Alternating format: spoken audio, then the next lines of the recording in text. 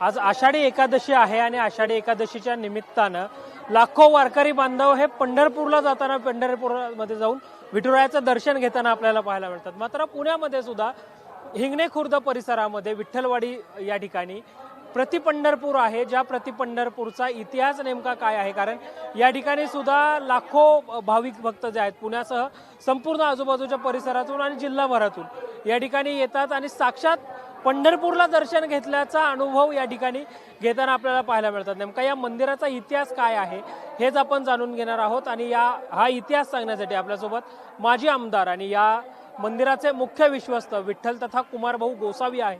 आपण थेट त्यांच्याशी या सगळ्या मंदिराच्या इतिहासाच्या अनुषंगाने बोलूयात। भाऊ, तुमचं स्वागत आहे टॉप न्यूज मराठीमध्ये आणि एकंदरीतच आपलं जे प्रतिपंढरपूर अशी ओळख असलेलं देवस्थान आहे, काय मंदिराचा इतिहास नेमका? पूर्वी आमचे संभाजीभाऊ गोसावी म्हणून पूर्वज होते, त्यांना विठ्ठलाची भक्ती होती।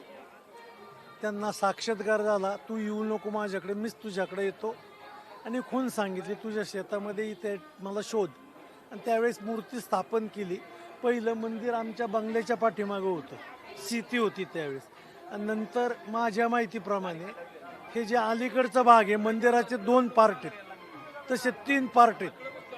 अलीकडचा पार्ट हा 16व्या शतकातल्या पूर्वार्धातला आहे आणि एक पार्ट 17व्या शतकातला आहे। अशा प्रकारे हे मंदिर या ठिकाणी झालं आणि त्यावेळेसपासून परिसरातील जी काय 100-200 लोक असतील किंवा ज्या वाड्या वस्त्या होत्या त्यातली लोक येऊन या ठिकाणी दर्शन घेत होती। वयोमानामुळं ज्यांना पंढरपुराला जाऊ शकत नाही, जाता येत नाही, अशी लोक मोठ्या भक्तिभावाने पूर्वीपासून या ठिकाणी येतात, दर्शन घेतात। आणि पांडुरंगाचे जे तत्त्वज्ञान आहे, जे पांडुरंगाने संतांच्या तोंडून समाजाला सांगितलं, ते तत्त्वज्ञान आत्मसात करून, अर्थात त्याची टक्केवारी कमी जास्त होऊ शकते, तशा प्रकारे ते आपापल्या गावगाड्यामध्ये राहत असतात, वागत असतात। मंदिराच्या अनुषंगाने जर आपण बोललो, आता पूर्वीच्या आषाढी एकादशीमध्ये आणि आता काही तुम्हाला फरक जाणवतो मंदिरामध्ये, किंवा पूर्वी इतकी गर्दी होते की आता गर्दी वाढली आहे? खूप मोठा फरक आहे। नागरीकरण एवढ्या मोठ्या प्रमाणामध्ये वाढलेलं आहे, कमीत कमी 3 लाखाच्या पुढं पब्लिक येतं। सर्वच देवळात जात नाही, कळसाचं दर्शन घेणारे, यात्रेत जत्रेत फिरणारे, पांडुरंगाचा ड्रेस घालणारे, गंध लावणारे अशी लोक या ठिकाणी आपल्याला दिसतात। परंतु सर्वांनाच आत जाऊन दर्शन सुद्धा घेता येत नाही। परंतु पांडुरंगाच्या दारात गेलो आपण आणि त्या वारकऱ्यांच्यामुळं, त्या भाविकामुळंच पूर्वीपासून प्रतिपंढरपूर म्हणून या ठिकाणी हे देवालय ओळखलं जातं। काय आख्यायिका आहे नेमकी, प्रतिपंढरपूर का म्हटलं जातं? इथं नदी आहे,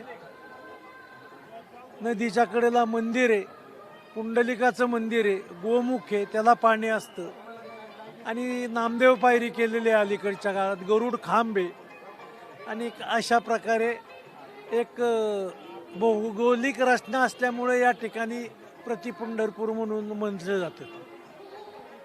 तर हे जे प्रतिपंढरपूर आहे, ज्या प्रतिपंढरपूरचा नेमका इतिहास काय आहे, प्रतिपंढरपूरमध्ये आषाढी एकादशी कशी साजरी केली जाते, याच अनुषंगाने आपण कुमारभाऊंशी चर्चा केली, जे या मंदिराचे मुख्य विश्वस्त आहेत। व्हिडिओ जर्नलिस्ट निलेश लोहारसह संकेत देशपांडे, टॉप न्यूज मराठी, विठ्ठलवाडी, पुणे।